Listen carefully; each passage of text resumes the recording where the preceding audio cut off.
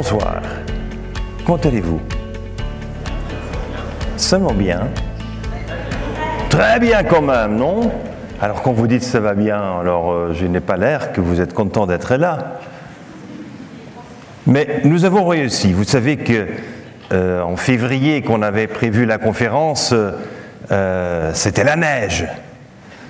Eh bien, bien entendu, je suis arrivé, je suis débarqué, il y avait une centaine de personnes. Et alors on a passé une soirée longue, intéressante et même mouvante. Ce soir, c'est la grève.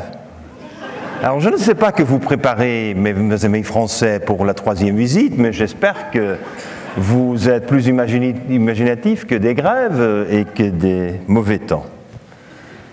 Moi, je suis arrivé hier de Cape Town, l'Afrique du Sud. C'est la photo que j'ai prise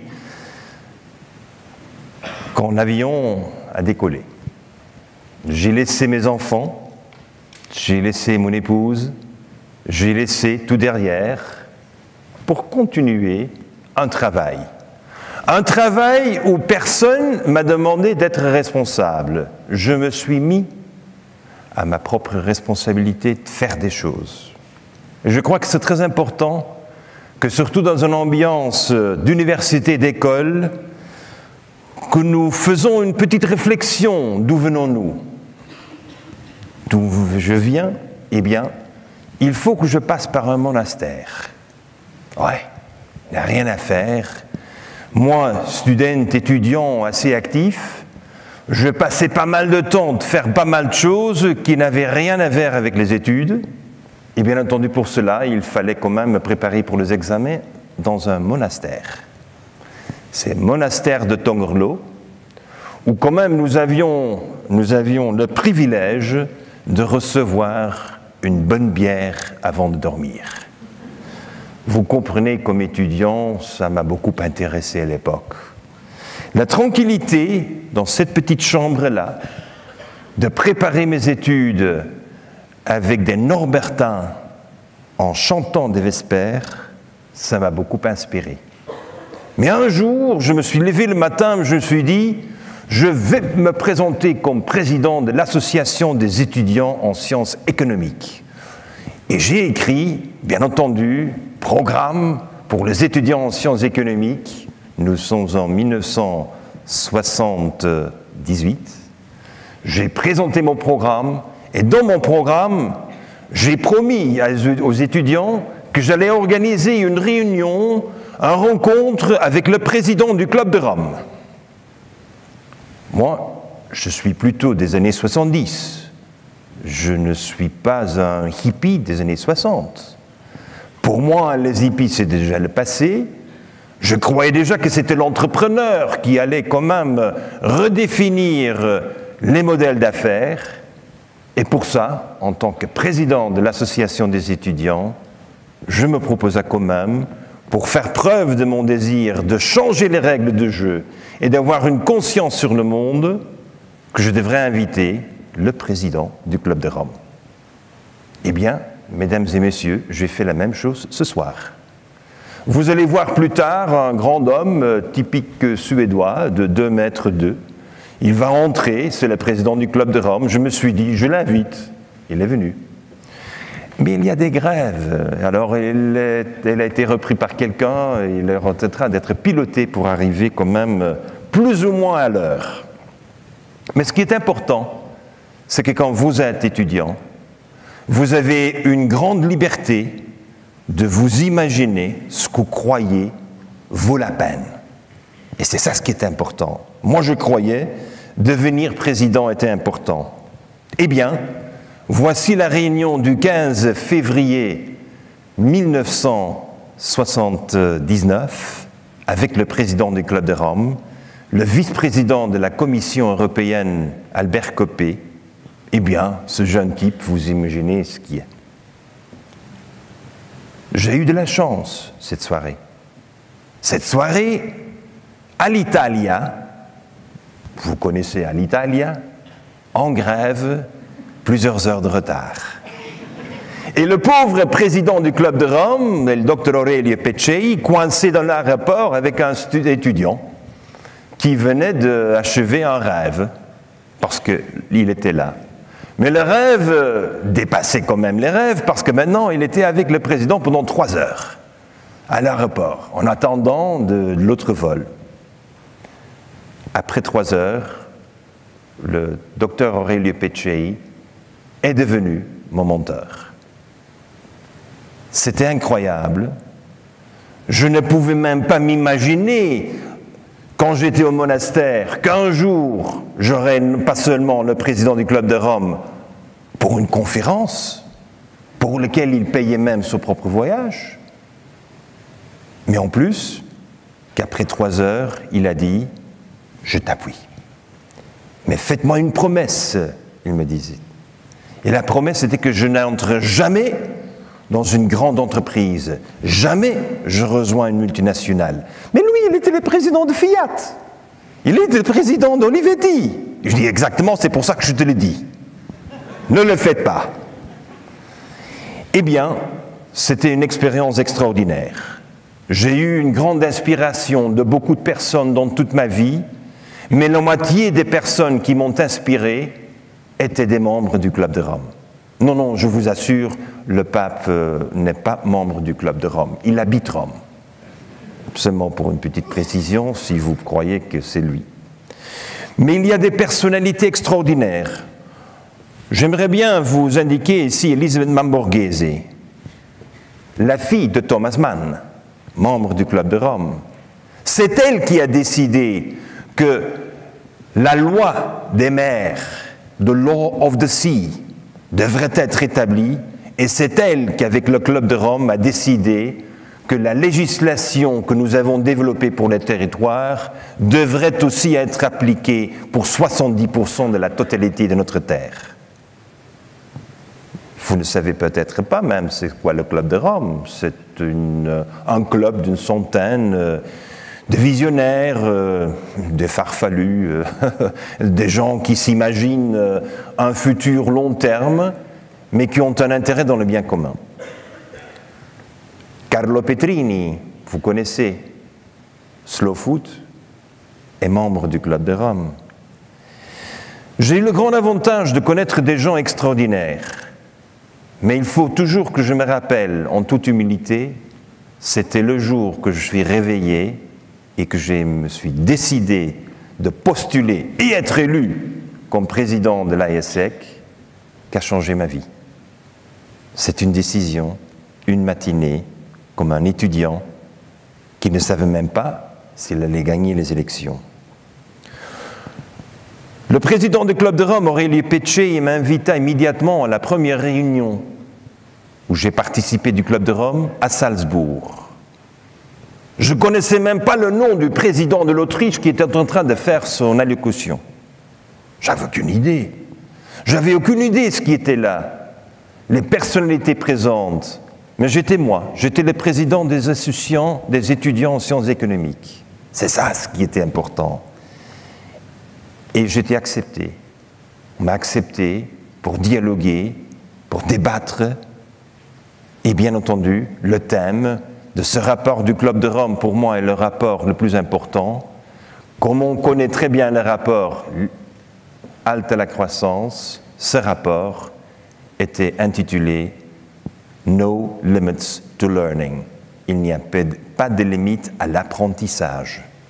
C'est exactement dont j'avais besoin, parce que parmi ces savants, ces visionnaires, j'étais rien, 2 fois rien.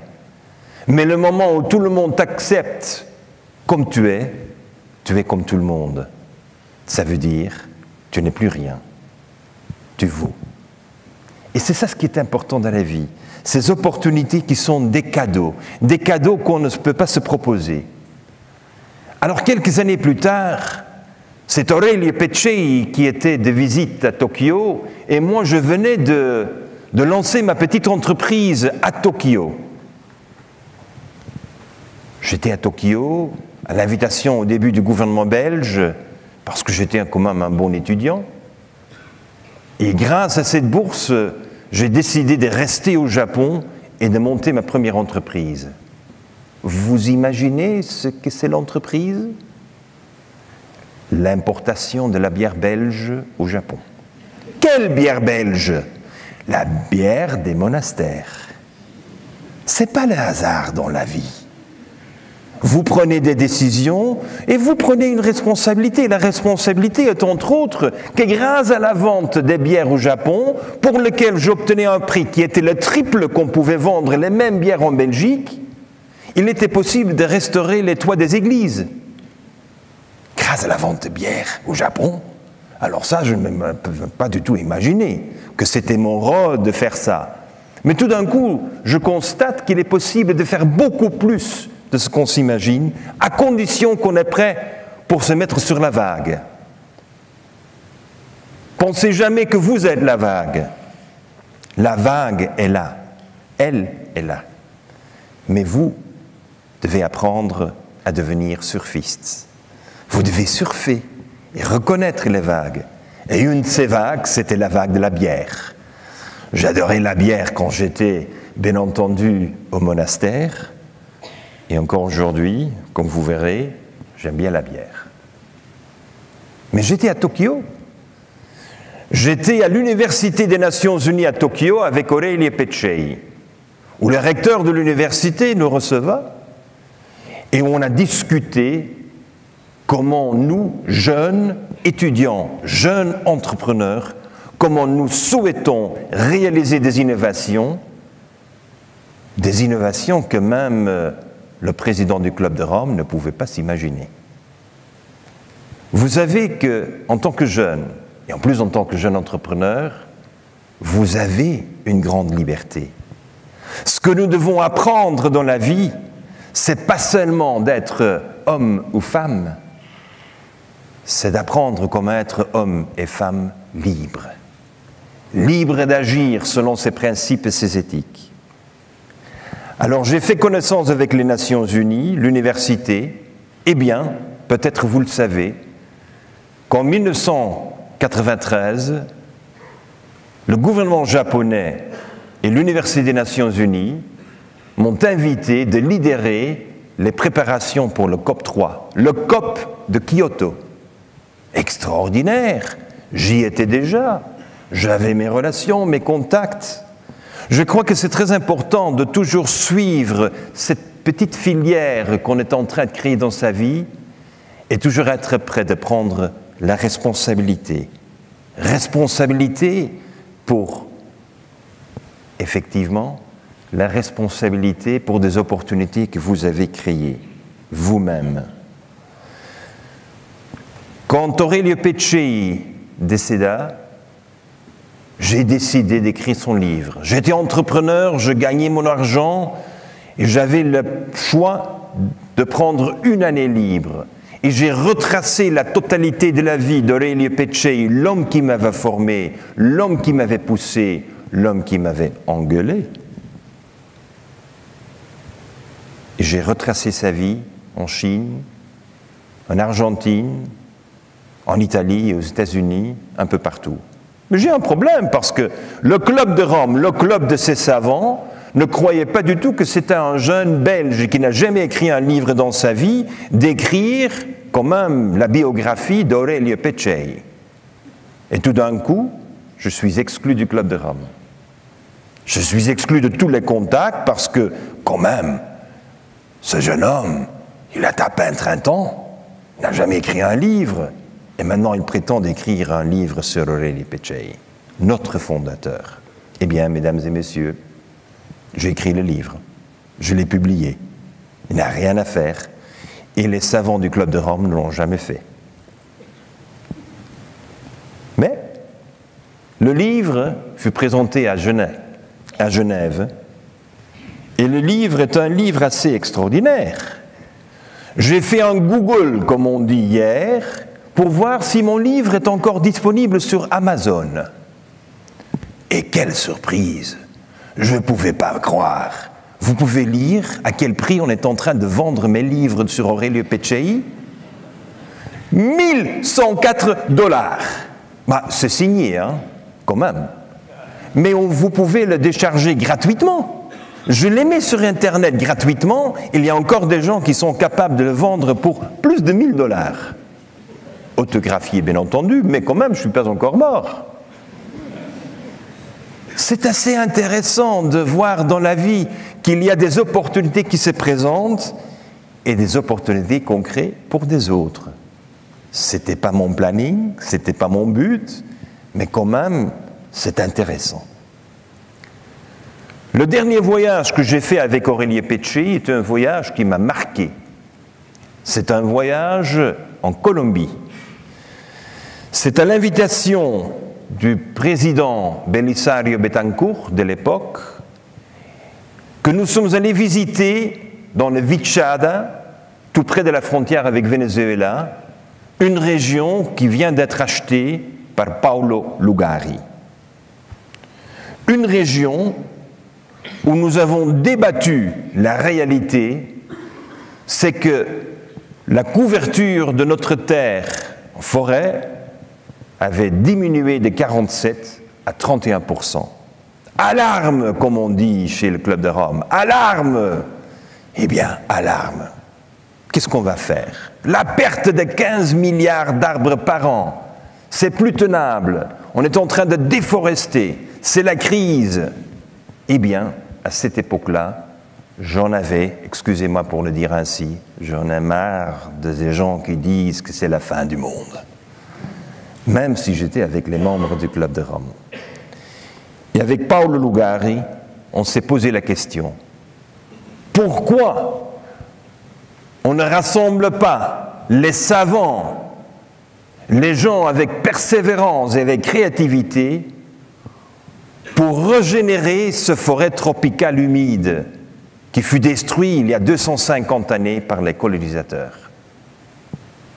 Les savants de l'époque nous disaient, nous sommes des fous, c'est pas possible. Eh bien, si vous êtes scientifique et ça n'a jamais été fait, vous avez la responsabilité, le devoir de dire que c'est impossible. Mais si vous êtes entrepreneur et vous avez un rêve, vous avez le droit de dire « je vais le faire ». Eh bien, mesdames et messieurs, nous avons fait. C'était l'esprit probablement de ce dernier voyage d'Aurélie Pecci, quand il est mort quelques semaines après, que Paulo Lugari m'en a dit, c'était le rêve, ce n'était pas la crise qu'on voulait annoncer. Bien entendu, la perte de quelqu'un qui est très cher à nous, c'est toujours la crise. Mais de l'autre côté, c'est la renaissance, c'est Pâques.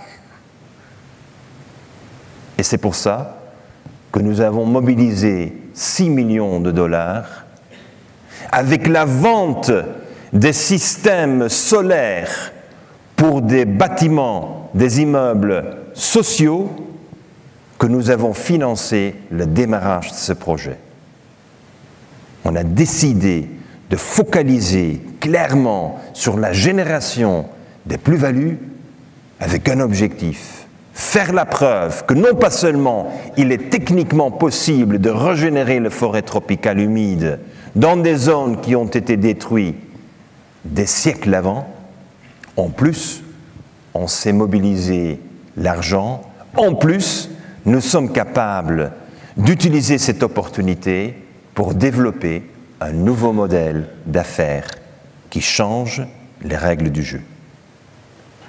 Et c'est ça ce qu'un entrepreneur devrait faire, changer les règles du jeu. Pas seulement faire du fric.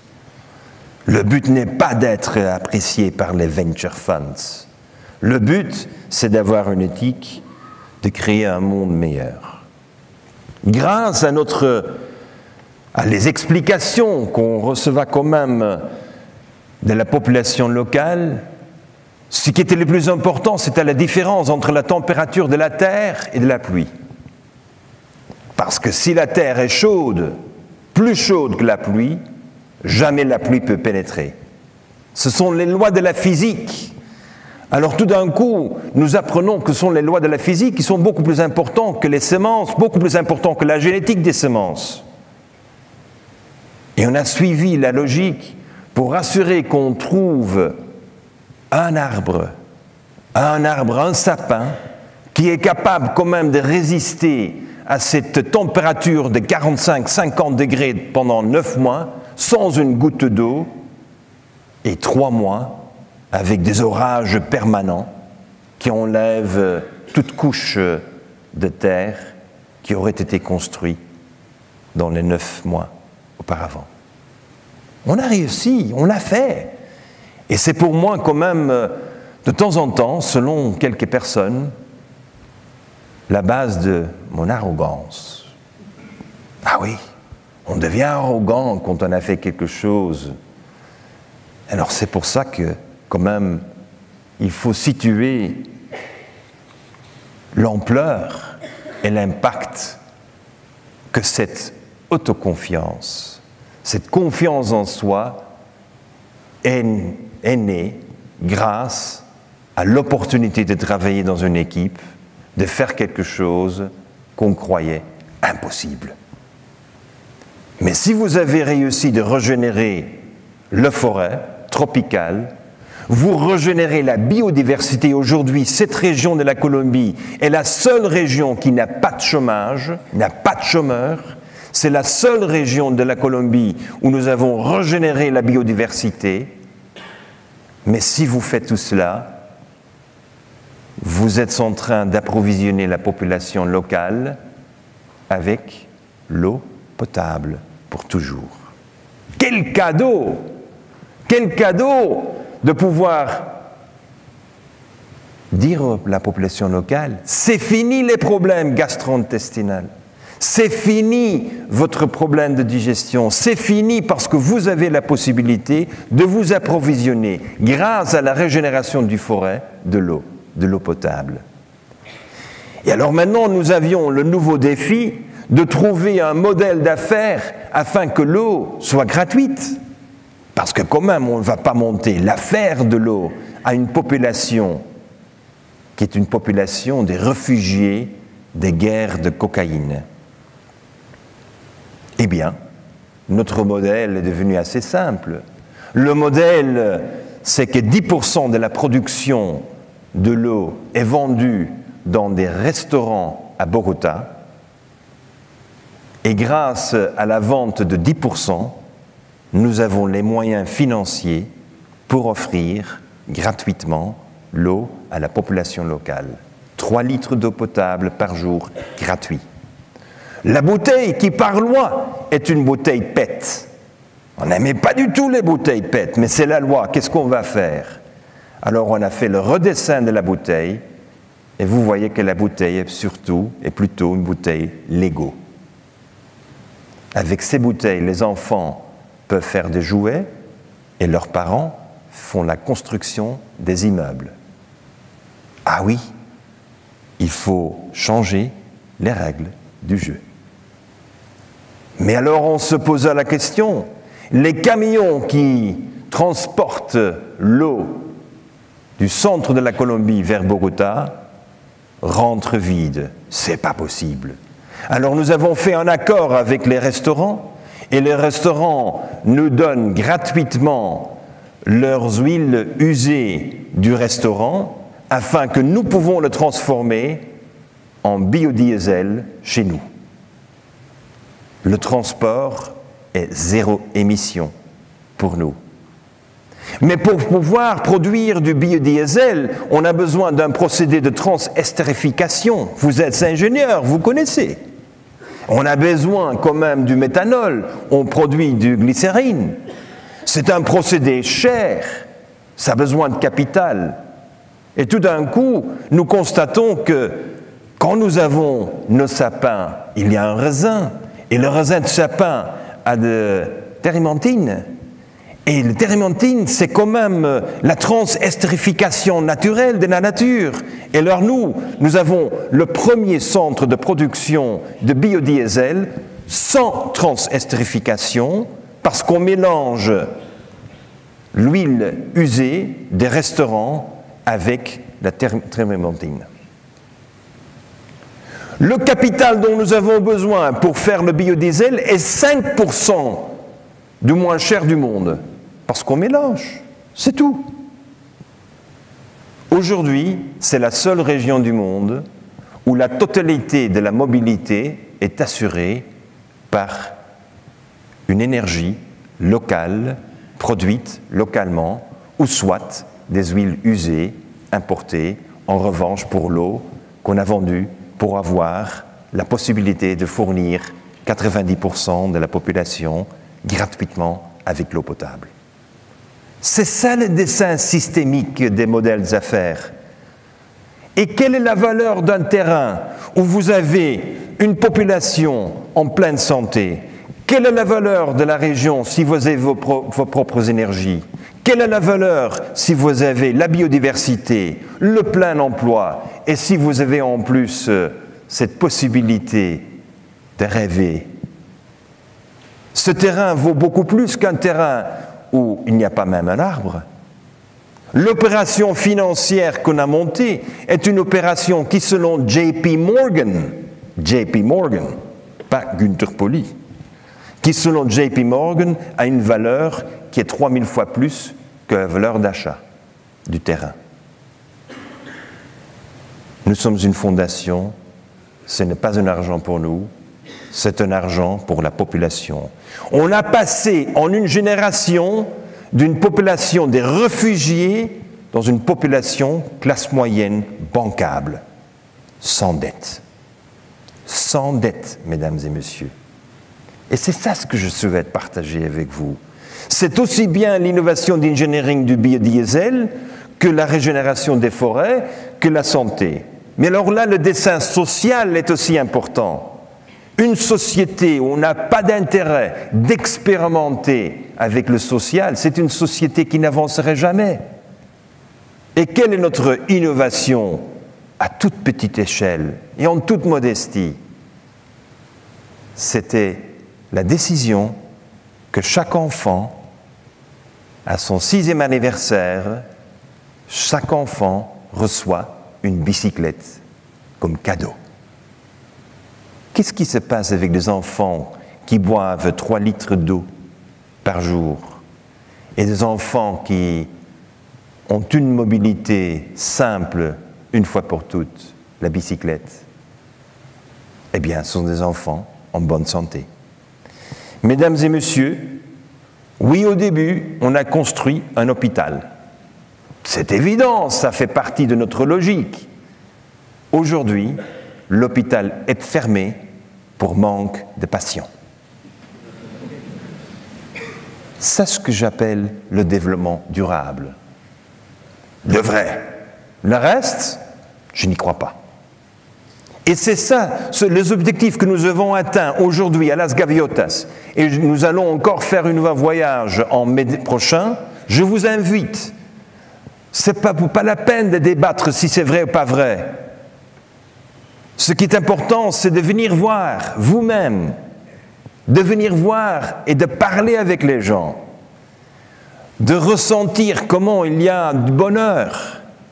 Parce qu'en plus, chaque personne de notre communauté, de 10 000 personnes, soit on chante, soit on joue la musique. Parce que quand la bouche est en train de chanter et les mains sont en train de jouer, il n'y a plus d'espace pour les armes, ni pour cocaïne.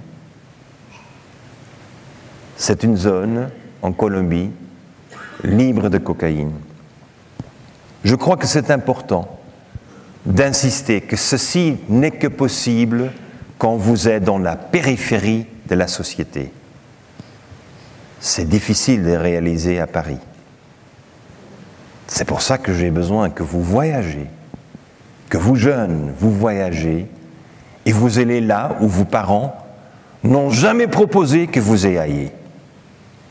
Comme par exemple Las Gaviotas en Colombie. La fermeture de l'hôpital pour nous était une réalisation incroyable. Plus, nous avons dépassé nos rêves. C'est beaucoup mieux qu'on pouvait s'imaginer. Et c'est ça ce qui est important. Si vous avez un plan sur 5 ans, un plan sur 10 ans, et vous travaillez pour réaliser vos plans, vous ne dépasseriez jamais vos plans. Raison pour laquelle, chez nous, pour toute entreprise qu'on lance, on ne souhaite pas savoir quel est le plan d'affaires et le plan stratégique. Parce que nous sommes des surfistes. Nous avons appris dans la vie d'être surfistes et on reconnaît les vagues et on se met sur les vagues. Et le moment qu'on met sur la vague, on ne sait pas toujours où on va arriver. Les histoires autour de Las Gaviotas en Colombie sont des histoires que peu de gens peuvent s'imaginer ni croire que c'est la vérité. C'est pour ça que j'ai dû écrire dès le début des fables qui permettent de parler aux enfants, les enfants de 3, 4, 5 ans, des enfants qui ne font aucune distinction entre réalité et rêve. Tout est réalité. Il n'y a pas de fantaisie chez les enfants. Malheureusement, notre éducation ne permet pas du tout que les enfants maintiennent cette capacité de rêve, de rêver. Et c'est pour ça qu'aujourd'hui, je suis si content que le gouvernement japonais distribue déjà 180 de mes fables gratuitement dans toutes les écoles chinoises. On ne pouvait même pas le proposer aux Chinois. Quand le Club de Rome, qui célèbre cette semaine son 50e anniversaire de sa création, quand le Club de Rome, 30 ans après, publia le fameux rapport Limits to Growth, halte à la croissance, 30 années après, je me dis, mais quand même, ils ne sont pas sérieux. J'ai décidé de créer une nouvelle industrie. C'est l'action qui compte.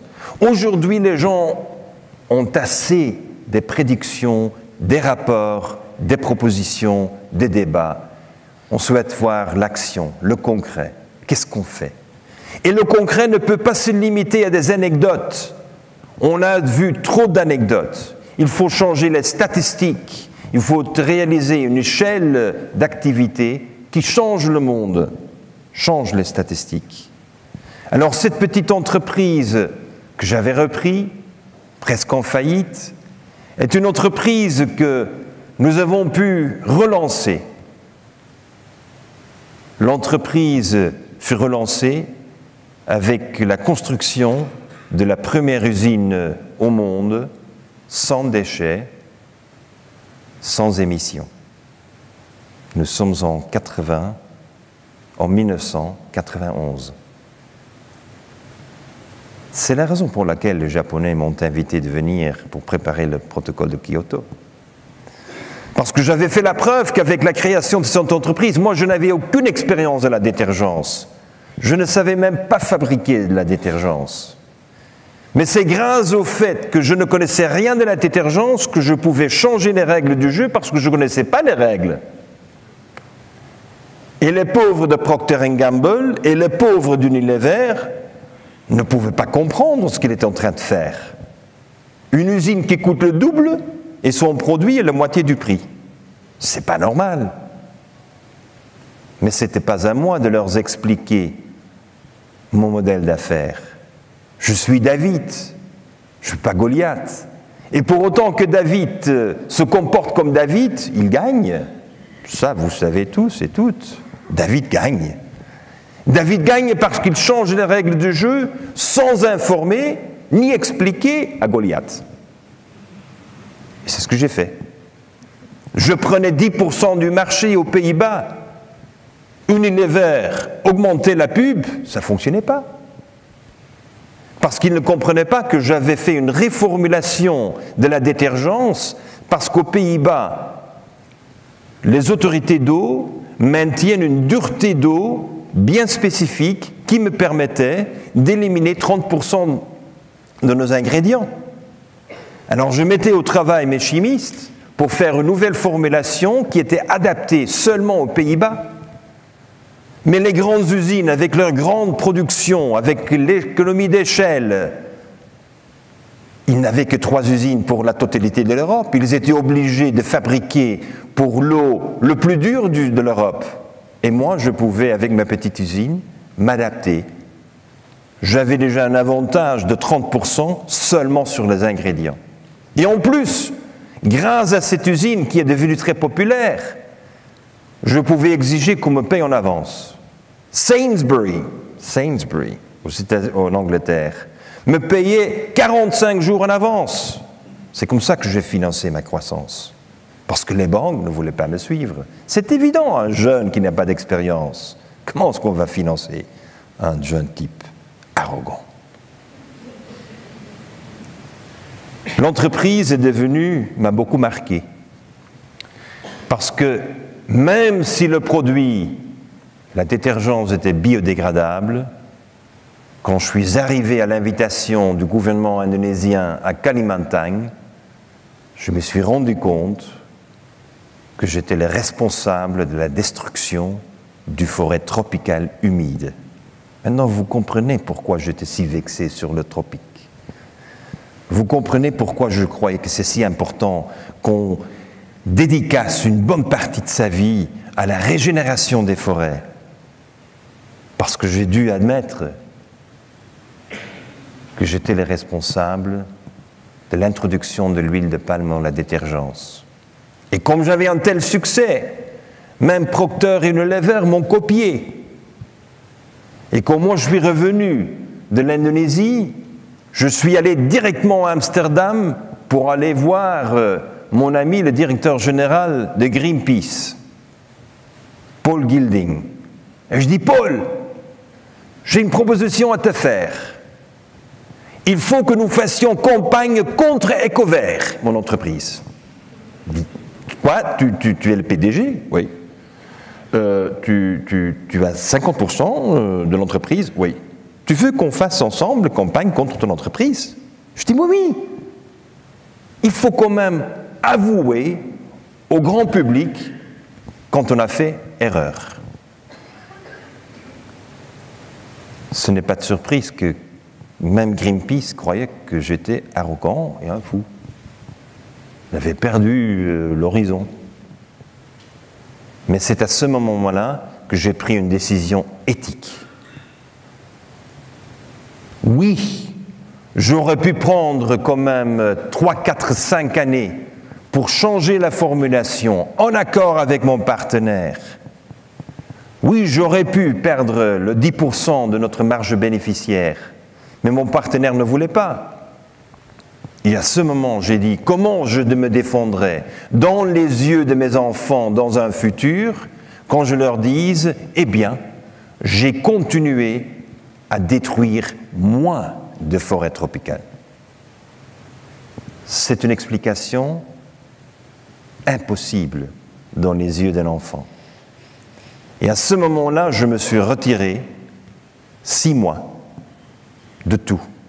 Je suis arrivé à la conclusion, après 6 mois, que je devrais donner l'entreprise à mon partenaire gratuitement. Et que dès ce moment-là, je me dédicace au dessin des modèles d'affaires où ce type de problème, ce type de déception n'arrive plus. C'est comme ça que je suis arrivé au dessin systémique. La mathématique de MIT des années 64, de Jay Forrester, le professeur Dr. Jay Forrester. C'est lui qui a gagné contre IBM un grand plainte. C'est lui qui a gagné devant les juges aux États-Unis que IBM avait copié ses algorithmes. C'est lui qui a développé les grands modèles mathématiques qui a utilisé le Club de Rome. Et c'est ces modèles de mathématiques que, dès à présent, j'ai utilisés pour développer nos modèles d'affaires. Il faut voir le système. On ne peut plus focaliser sur une affaire si vous ne connaissez pas le contexte. Vous êtes un prétexte. Et c'est là où j'ai appris, encore une fois, de désapprendre que je connaissais. Oui, le toit de mon usine était assez populaire. J'invitais quand même les grands de l'Europe pour venir s'aimer leurs petites fleurs sur mon toit. J'ai vu passer plus de 10 000 de mes clients qui ont tous planté une fleur sur le toit de mon usine. Je vous assure, ce sont des gens qui, même aujourd'hui, achètent le produit. Parce que combien de produits parlent encore avec notre cœur c'est toujours la même chose. C'est le prix, c'est le prix, c'est le prix. C'est pas vrai. Si on a l'opportunité de parler au cœur de notre société, nous sommes capables de le changer. J'ai résumé pour le Club de Rome l'analyse des opportunités. Je crois que l'analyse des problèmes, je le laisse aux cartésiens. Je ne fais que l'analyse des opportunités. Aujourd'hui, la méthodologie de l'économie bleue est assez simple. Quelles sont les opportunités que vous avez avec ce que vous avez disponible autour de vous? Cherchez pas ailleurs. Passez de bon temps ailleurs. Apprenez des autres. Sentiez-vous mal à l'aise dans cette nouvelle atmosphère. Mais chez vous, vous avez un rôle, une responsabilité. C'est d'utiliser, de créer des plus-values avec ce que vous avez. Je viens de présenter, il y a quelques semaines, à Buenos Aires, le plan A. Le plan A s'appelle plan A parce qu'il n'y a pas de B. C'est assez simple. Je ne veux plus savoir plan A, plan B, papa. Parce que là, c'est le débat qu'on fasse. Je ne veux plus de débat, c'est l'action. C'est l'initiative. C'est foncer avec enthousiasme et positivisme. J'ai proposé 10 secteurs, 10 nouveaux secteurs pour l'économie argentine. Les 10 ont été approuvés par le gouvernement, 7 ont déjà le financement pour démarrer. C'est comme ça qu'on transforme la société, avec le positivisme, grâce aux scientifiques. Cette époque que j'ai passée à l'Université des Nations Unies m'a donné un cadeau extraordinaire, sans pareil dans ma vie, c'est que j'ai fait connaissance avec les scientifiques. Comment un économiste, un MBA de l'INSEAD, j'ai fait l'INSEAD, alors comment un MBA de l'INSEAD connaisse les grands scientifiques du monde? C'est pas possible par le biais de l'INSEAD. L'Université des Nations Unies m'a donné ce cadeau extraordinaire. Et 25 ans après, j'ai un réseau de plus de 1000 entrepreneurs qui ont réalisé des projets. De temps en temps des jeunes qui ont fait des petits projets, de temps en temps des moins jeunes qui ont fait des grands projets.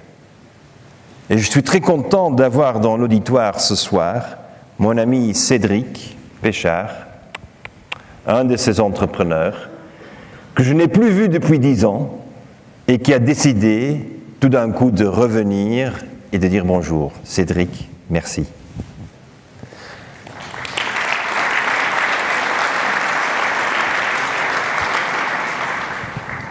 On a besoin des entrepreneurs. Lui, il a eu l'humilité d'aller en Afrique, au Zimbabwe, pour connaître la manière dont les orphelines ont réussi à transformer les déchets de l'agriculture, y inclus les marques café, en champignons. Il a répété ici à Paris. C'est toi, Cédric, tu l'as fait. C'est la transformation des idées, mais c'est surtout la création des plus-values. Il faut créer plus-value. Il faut avoir la clarté que la compétitivité de futur ne dépend pas du moins cher. La compétitivité de futur, c'est votre capacité de générer des plus-values en pluriel. Et pour ça, on a besoin des innovations. Mais des innovations pas seulement techniques, des innovations aussi bien dans le social et dans les modèles d'affaires. Mais il faut qu'on soit disruptif. Je suis Schumpeter. Je ne suis pas du tout Steve Jobs. Je ne suis pas Che Guevara. Si on me compare avec quelqu'un, c'est Schumpeter. La disruptivité est indispensable dans la création, mais il faut être surprenant et positif.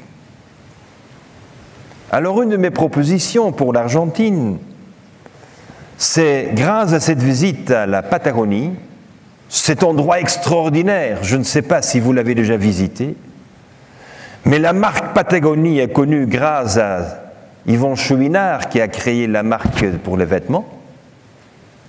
Et en Patagonie, j'observe, grâce à l'hélicoptère qu'on m'avait mis à la disposition, cette beauté de ces vallées le matin. J'observe et je me pose la question. Quelle est la plus grande biodiversité qui est présente avec un intérêt économique dans ce forêt-là? Alors, je vous aide. Quelle était ma première entreprise? La bière. Qu'est-ce qu'on a besoin pour produire la bière? La levure. Par kilomètre carré, il y a 1000 levures différentes en Patagonie. 1000 levures sauvages différentes. Extraordinaire. Sans levure, pas de bière. Sans levure, pas de vin. Pas de pain. Pas de kimchi. C'est quand même assez incroyable. Et il y a plus de 1000 brasseurs artisanaux en Argentine et presque tous importent la levure. Je ne comprends pas. Hein?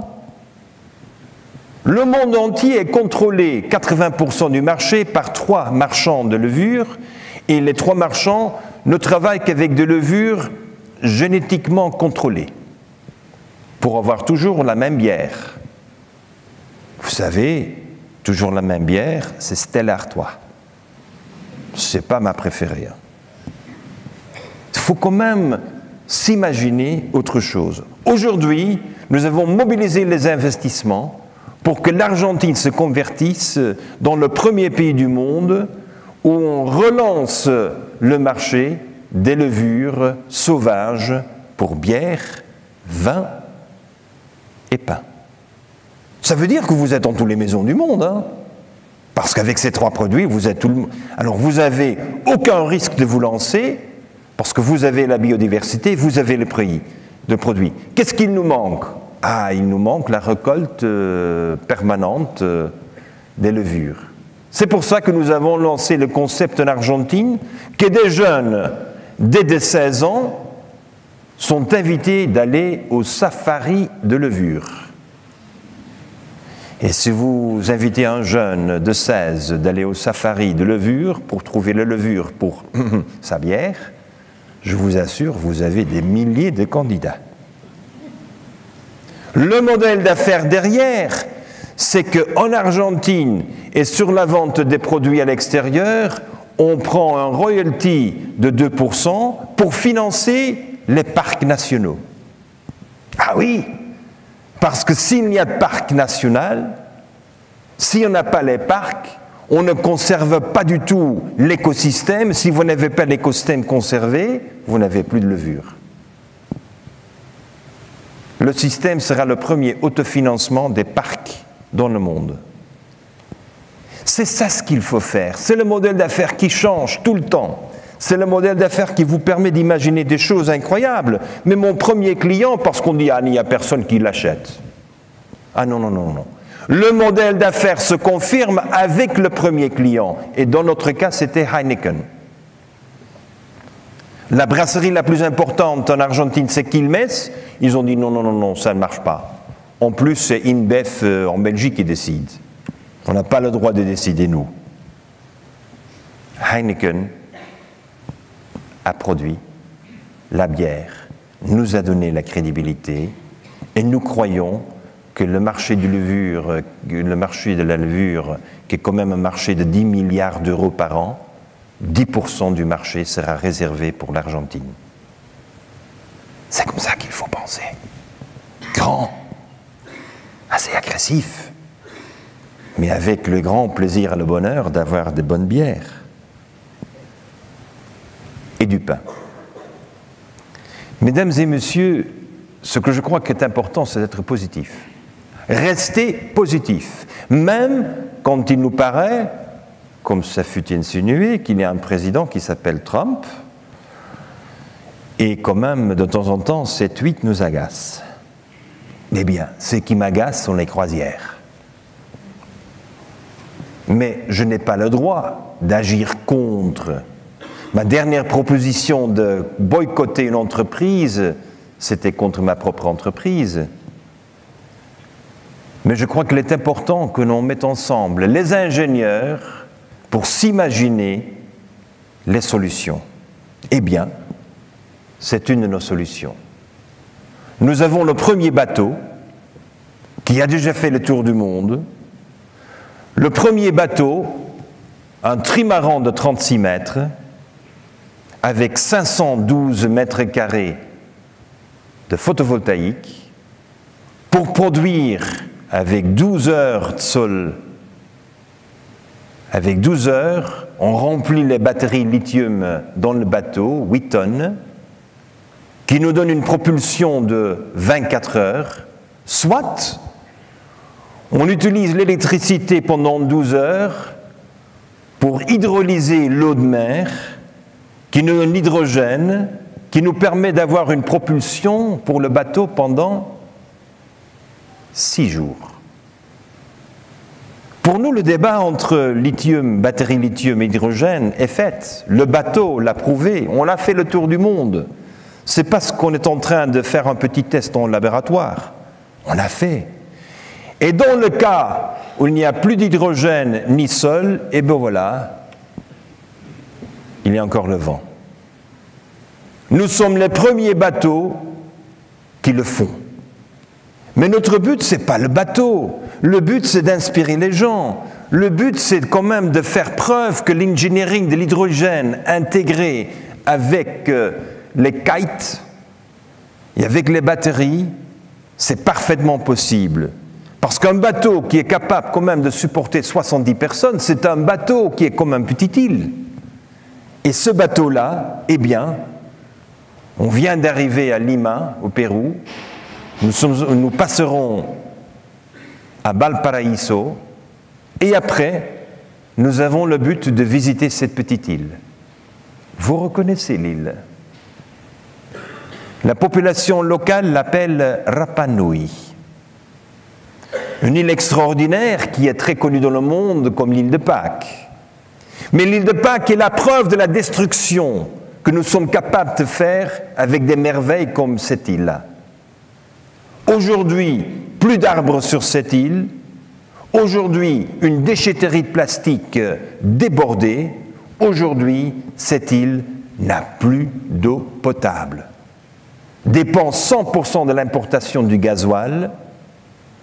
Et ça, c'est l'île où 100 000 personnes passent par an pour aller prendre des photos. Nous avons décidé de mettre ensemble un consortium. Et grâce à l'expérience de tour du monde qu'on est en train de faire la deuxième fois, grâce à cette expérience, nous proposons l'île autosuffisante. Avec quoi? Eh bien, notre message est assez simple. Si vous avez l'eau de mer, si vous avez du soleil, si vous avez du vent, eh bien, on produit toute énergie et toute eau dont vous avez besoin. Ne croyez pas passer une nuit sur notre bateau. On l'a fait. Une population de 6600 personnes a voté en faveur de notre proposition. Mais le contrôle de l'énergie et de l'eau est fait à 3700 km à Santiago de Chile. Heureusement, il y a un nouveau président qui vient d'être installé il y a 3 semaines. Je suis en route pour le rencontrer. Mesdames et messieurs, il faut que nous ayons des cas concrets. S'il y a des étudiants, ingénieurs qui souhaitent passer 1 semaine, 2 semaines, 6 semaines sur le bateau, écrivez-moi. Parce que le bateau est une réalité. Et il faut que nous ayons plus de Français qui ont l'expérience parce que le bateau est basé où? Lorient. Ah, Bretagne. Moi, il est parti, hein. Je crois que c'est très important qu'ensemble, nous avons des missions. Nous avons des missions à réaliser pour notre monde et pour notre propre bonheur. Nous allons passer les 2 années à venir dans tous les pays du Pacifique. On passe par Robinson Crusoe, Rapa Nui, Tahiti, Tonga, Fidji, Vanuatu, Samoa. On va passer par toute la Pacifique afin d'apporter un message technologiquement prouvé que je crains malheureusement mi-école polytechnique est en train d'enseigner aujourd'hui. C'est pour ça que je vous invite chez nous, sur le bateau, et que vous revenez et vous enseignez.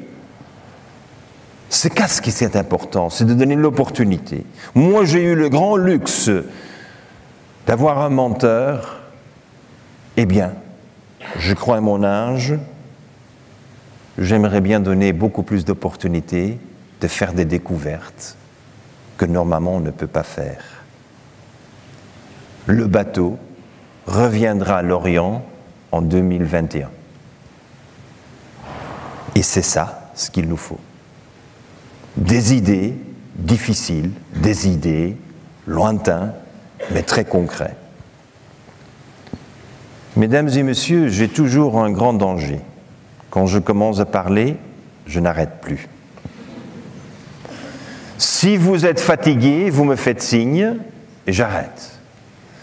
Mais si vous avez encore l'intérêt d'écouter quelques cas intéressants, faites-moi signe et je continue.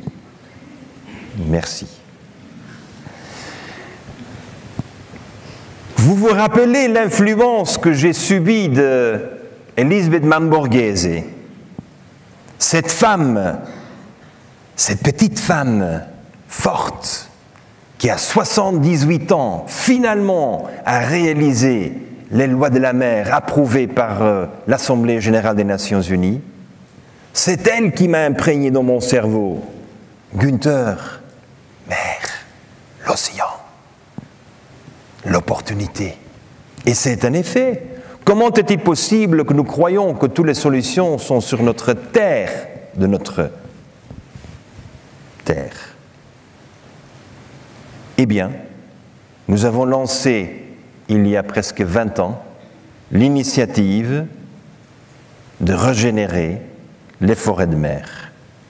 Oui, les algues de mer, pour les Bretons, c'est évident. Malheureusement, on ne transforme pas du tout l'opportunité sur une échelle à une vitesse dont notre monde a besoin pour changer la réalité. Heureusement, en 2012, la revue Science a dédicacé un numéro entier sur l'opportunité des algues de mer. La moitié des contributeurs sont membres du Club de Rome. Pour moi, c'était une révélation. Je connaissais, je ne comprenais pas très bien le modèle d'affaires derrière. Eh bien, depuis lors, nous nous sommes lancés dans des activités de cultivation des algues sur des échelles qui n'ont rien à voir avec les réalités jusqu'à présent. Je n'entre pas dans les détails techniques, mais c'est en effet l'engineering de votre buoyancy, de votre capacité de flotter 2-3 mètres en dessous du niveau de mer, qui vous donne la possibilité d'avoir une cultivation des algues 3D, en 3 dimensions. Imaginez-vous que sur 10 000 mètres carrés, hectares, nous sommes aujourd'hui en train de cultiver 1000 tonnes d'algues par an. Vous savez, avec le maïs, combien de tonnes vous produisez? Le maïs, OGM, avec toute la chimie, c'est 25 tonnes. On fait 1000. Alors, pourquoi est-ce qu'on fait encore le débat OGM, oui ou non? C'est dépassé, ce débat. Le futur... Ah, Anders, welcome.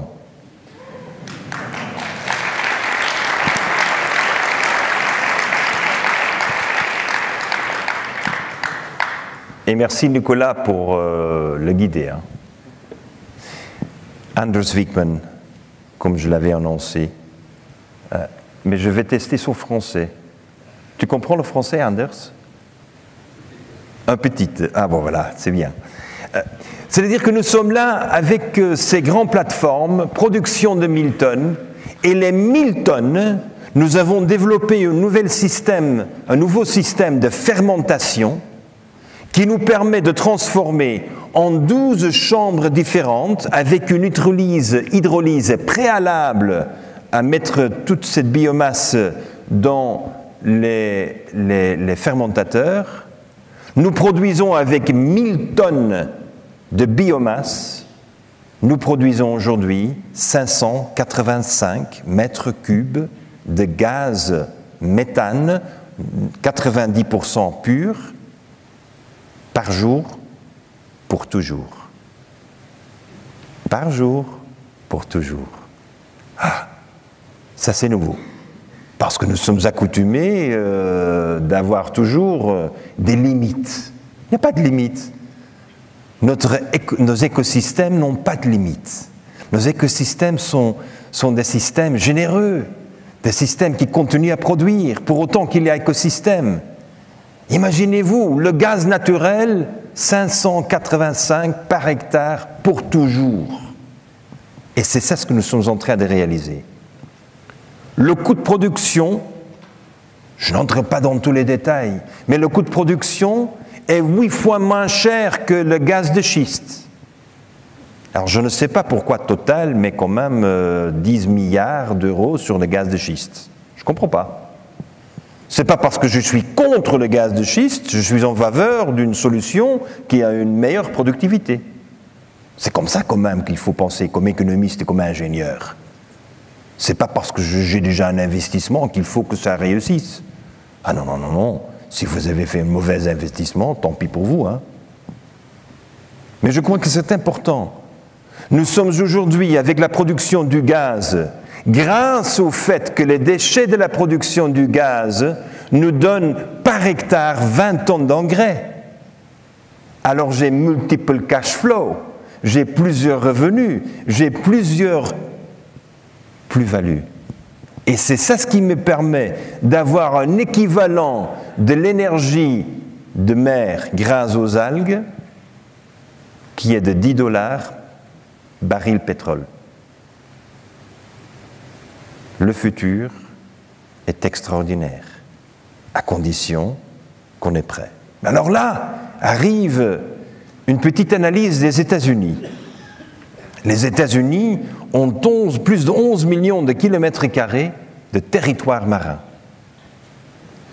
4 millions aujourd'hui du territoire américain, terre, est réservé pour la culture du maïs. Si les États-Unis décideraient un jour de remplacer la totalité de leurs besoins énergétiques avec un approvisionnement de gaz par algues, ils ont besoin de 650 000 km². Alors, c'est possible, oui ou non? C'est évident que c'est possible. Les numéros sont là. C'est-à-dire que, avec seulement 15% du territoire aujourd'hui pour le maïs, nous sommes capables, dans l'eau, aujourd'hui il n'y a plus rien parce qu'on a détruit l'écosystème. On régénère l'écosystème et au même moment, on a le gaz et les engrais. Et les engrais, en parenthèse, sont faits avec le gaz naturel. Hein. C'est ce qu'on appelle en américain « double whammy ». 2 fois jackpot. Et alors, Monsieur Trump, je crains que vous lisez trop les tweets de Monsieur Trump. Je crains que vous êtes trop à l'écoute des controverses de Monsieur Trump. Mais le 12 décembre 2017, c'est-à-dire quand à Paris tout le monde est venu pour célébrer le 2e anniversaire de l'accord de Paris, ce jour-là, M. Trump a annoncé, pas par tweet, c'est pour ça que personne ne l'a vu, il a annoncé que les États-Unis vont investir dans le gaz des algues. Il a mis immédiatement un budget de 50 millions de dollars à la disposition de l'État de Hawaï pour commencer à faire l'engineering des plateformes de cultivation d'algues. Eh bien, mesdames et messieurs, this is not false news. Ce ne sont pas des nouvelles farfelues, c'est la vérité. C'est-à-dire que Trump a écouté et analysé les résultats de Woods Hole, le grand centre de recherche de Massachusetts. Il est arrivé à la conclusion que c'est la fin des subsides pour le maïs, pour en faire de l'éthanol. L'heure est arrivée d'utiliser les algues. C'est intéressant. C'est intéressant parce qu'il y a tant de choses qui passent et malheureusement, nous, on ne réserve pas du tout le temps pour faire une analyse du positif. Parce qu'on entend toujours et automatiquement que tout ce que dit Trump est mauvais et bon. Et c'est vrai que de temps en temps, il dit quand même des bêtises. Vous avez aussi suivi, je crois, le débat de Facebook et de Cambridge Analytica. C'est quand même sur la une, j'espère aussi chez vous, ou seulement dans mes journaux que je lis. C'est le moment de réinventer l'Internet. Mais si vous souhaitez réinventer l'Internet, il faut que vous réinventeriez aussi le concept des satellites. Je vous fais une proposition assez claire et simple. Chaque lumière LED peut être convertie dans un instrument qui vous offre exactement les mêmes services qu'aujourd'hui sont offerts par des satellites. C'est la révolution de la lumière. La révolution de la lumière grâce à M. Nakamura qui a reçu le prix Nobel pour son invention du LED. Le LED n'a que 10 ans d'expérience commerciale. Le LED est quand même un produit extraordinaire parce que c'est une puce qui produit la lumière. Mais alors là, notre réseau de scientifiques est encore une fois venu ensemble parce que quand on dit extraordinaire, on se pose la question, est-ce qu'on peut faire mieux? L'innovation n'est pas grâce à la crise, l'innovation est grâce au moment que vous avez réussi, que vous allez rompre avec vos propres hypothèses et vous imaginez la prochaine étape. Eh bien, la méthode phosphore, c'est la méthode traditionnelle. Et la méthode phosphore, c'est bien entendu qu'on met une couche phosphore sur cette émission de toutes ces fréquences lumière afin que ne sorte que le bleu. Alors le bleu, on sait très bien, vous donne insomnia. Vous ne dormez pas bien si vous étiez devant votre ordinateur le soir. Mais alors là, tout d'un coup, les scientifiques experts dans notre réseau m'ont réveillé, on dit Günther quand même, c'est pas la technologie des LED dont nous avons besoin aujourd'hui, c'est la compréhension comment fonctionnent nos yeux. Et comme vous savez, notre pupille devient normale ou petit quand il y a beaucoup de lumière. Et à ce moment-là, nous avons seulement 5 millions de connexions neurones entre pupilles et notre cerveau. Mais quand il n'y a plus de lumière, eh bien, votre pupille s'ouvre. Et à ce moment-là, il y a 120 millions de connexions neurales qui se créent et qui s'activent. C'est-à-dire, aujourd'hui, nous avons des LED qui ont l'objectif de recréer la journée. Et nous, biologiquement, on mobilise 5 millions de connexions neurales.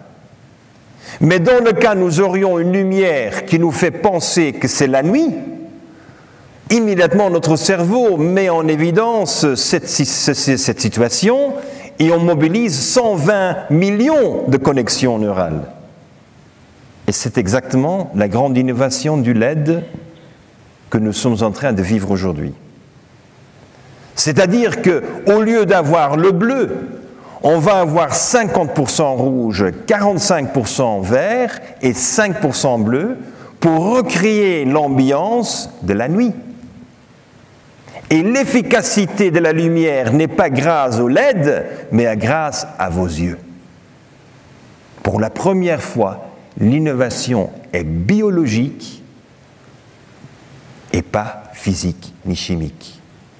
C'est la biologie et cette révolution nous permet alors de travailler avec un spectre de lumière beaucoup plus vaste qui nous donne la possibilité de faire la transmission des données avec la lumière. Nous sommes 20 fois plus rapides avec le spectre de lumière rouge-bleu, 95%, qu'avec le bleu, 80%. 20 fois plus rapide. Et bien entendu, qui aujourd'hui, dans les lois de la physique ont étudié la possibilité d'utiliser la transmission des données selon les couleurs? On ne le fait pas. On n'étudie pas. Mais c'est quand même le futur, parce que regardez ici, la lumière à votre droite est la lumière de nuit, et l'autre est de jour. Ah, c'est évidemment, c'est normal, 124 fois plus de connexions neurales vous permettent de voir beaucoup plus. Et c'est cette innovation qui ne remet pas en cause le Wi-Fi, mais nous savons qu'on va démontrer les limites du Wi-Fi. Et c'est arrivé le Li-Fi, l'Internet par lumière. Mais une lumière qui n'est pas avec les LED du passé, mais avec les nouveaux LED. Ces inventions, mesdames et messieurs, sont des inventions françaises. Sans clé. Université de Versailles. Nous croyons, oui, et l'homme qui l'a inventé est Suat Topsu, mais je ne crois pas que Suat, on était ensemble cet après-midi, mais il y avait un problème de transport, vous savez.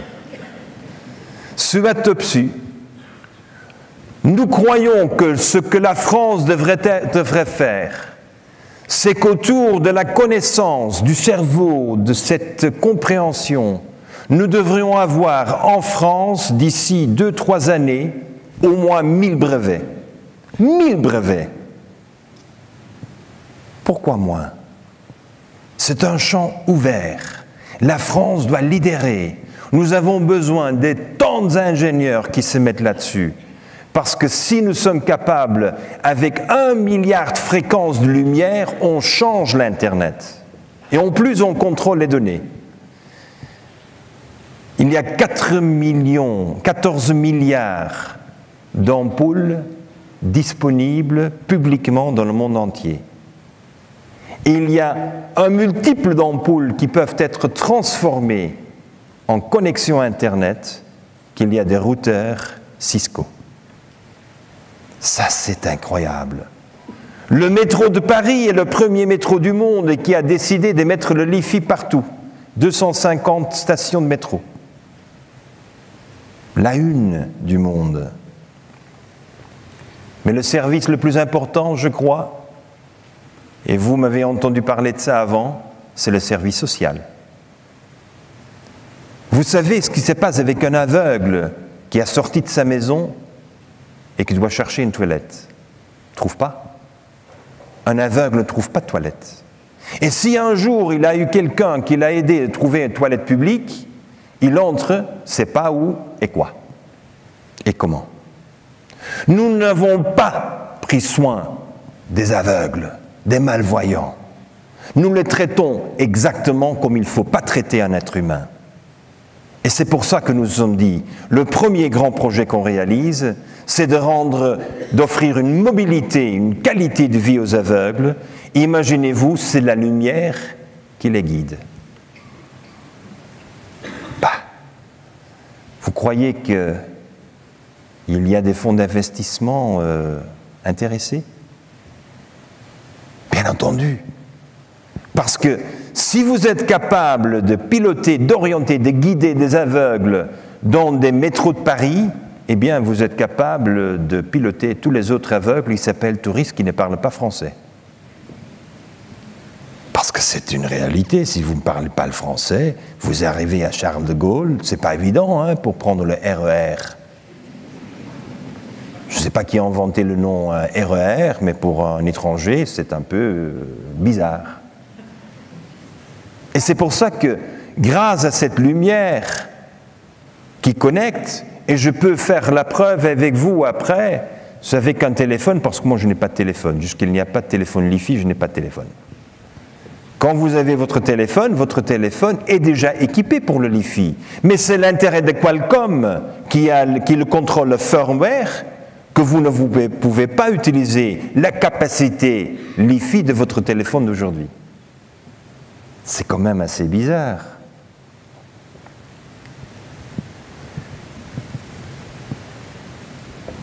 C'est une opération financière, mesdames et messieurs.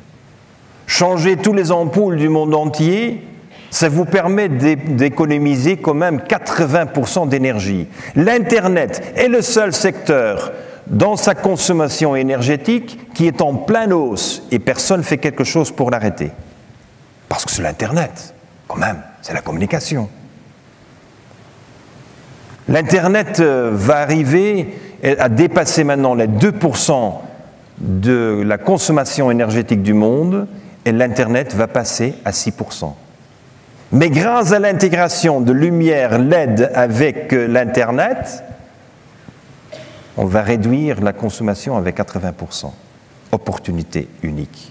J'espère, je l'ai proposé aux étudiants, que probablement l'école polytechnique devrait être la première école de la France pour avoir le Li-Fi comme standard. On est d'accord? Je n'ai pas entendu oui. Ah oui. Oui, merci. C'est assez modeste, mais ça commence, hein, comme ça. Je vous invite à vous former. Si l'école polytechnique ne vous forme pas dans le Li-Fi, moi je vous forme. Je vous offre les cours, afin que vous pouviez enseigner vos professeurs.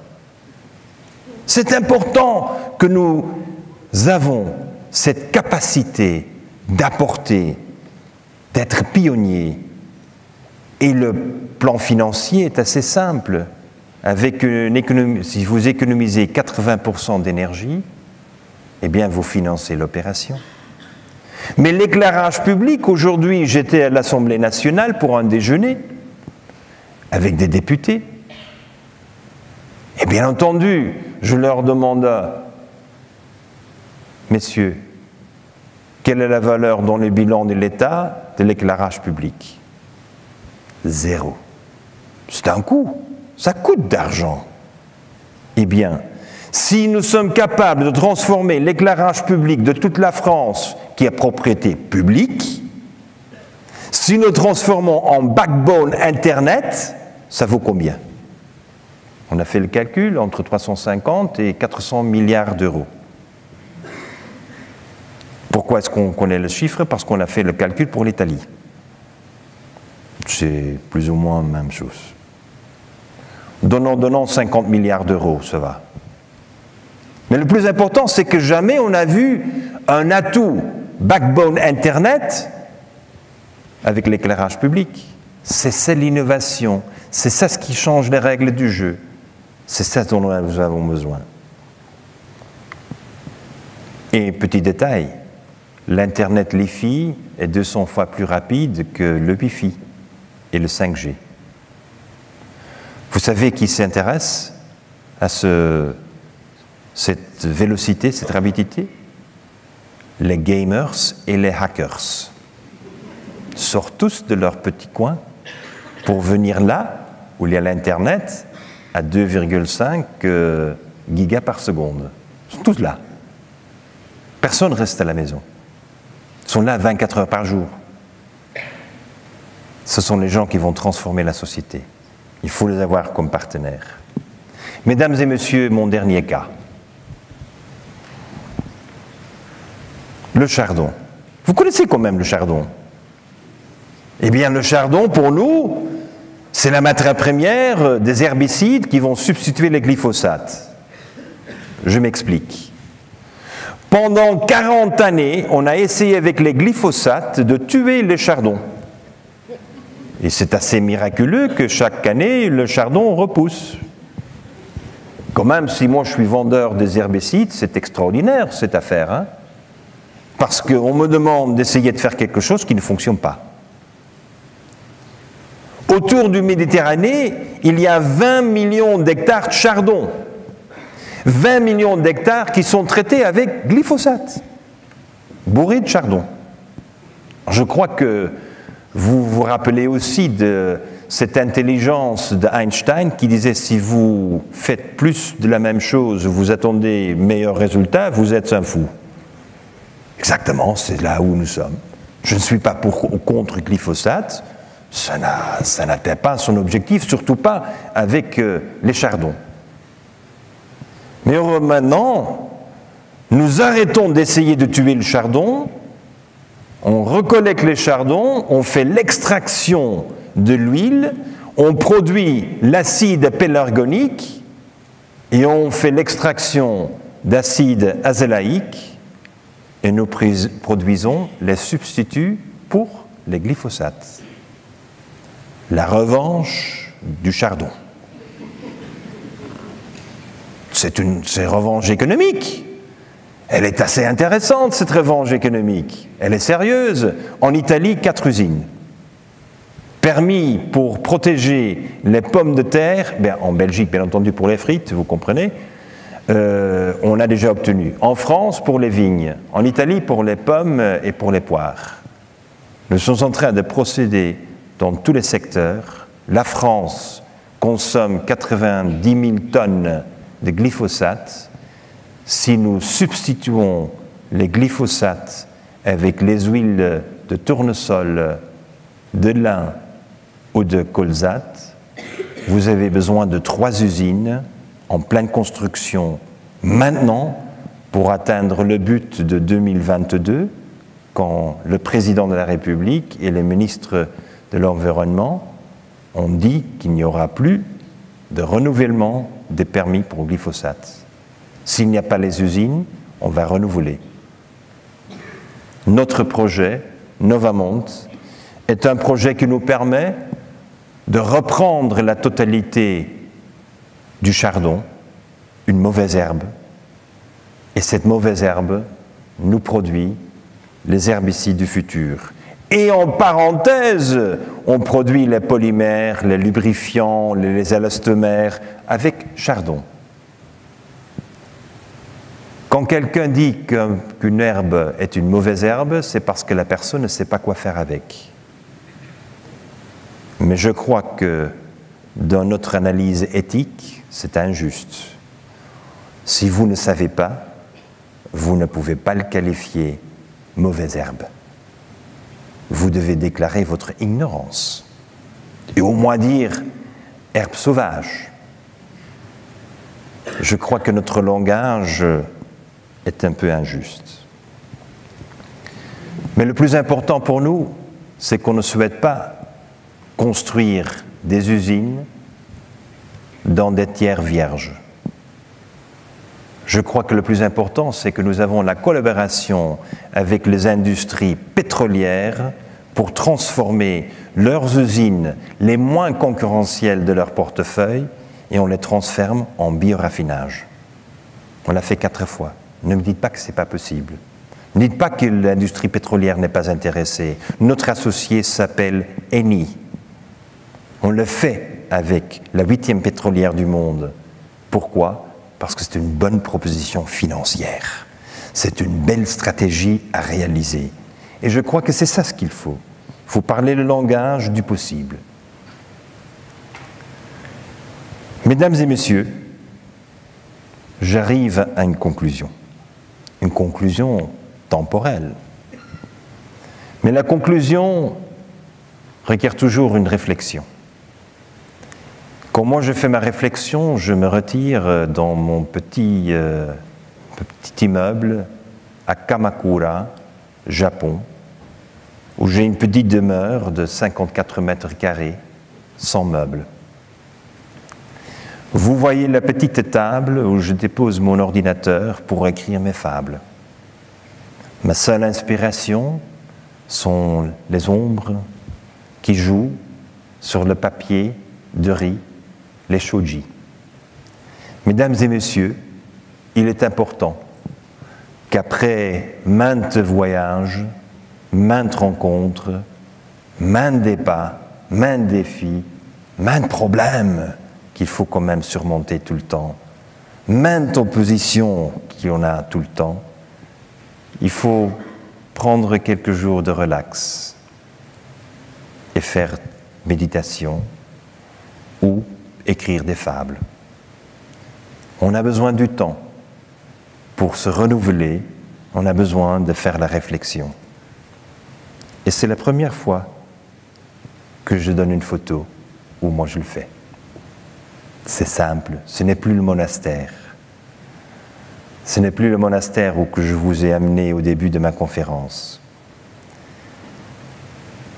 Et je crois que dans cet espace, un espace très japonais, tatami, shoji, avec un ofuro, dans cet espace, mesdames et messieurs, j'écris des fables. J'ai maintenant 180 fables publiées en Chine. J'ai un défi, j'ai accepté le défi du gouvernement chinois de publier 365 fables pour 2020. C'est mon héritage, c'est ce que je vous laisse pour le futur. Ce ne sont pas les grands projets industriels, ce n'est pas leurs ambitions, non. Ce sont des contes, des fables, des choses qu'on raconte afin que l'enfant s'inspire. Et pour moi, c'est le plus important, mesdames et messieurs, surtout vous, vous étudiants, au début de votre carrière.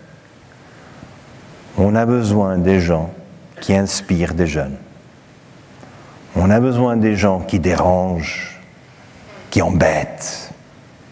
Mais quand même, il faut se rappeler les grands mots de René Char qui a dit « Celui qui vient au monde pour ne rien troubler ne mérite ni regard, ni patience. » Je vous remercie pour votre patience.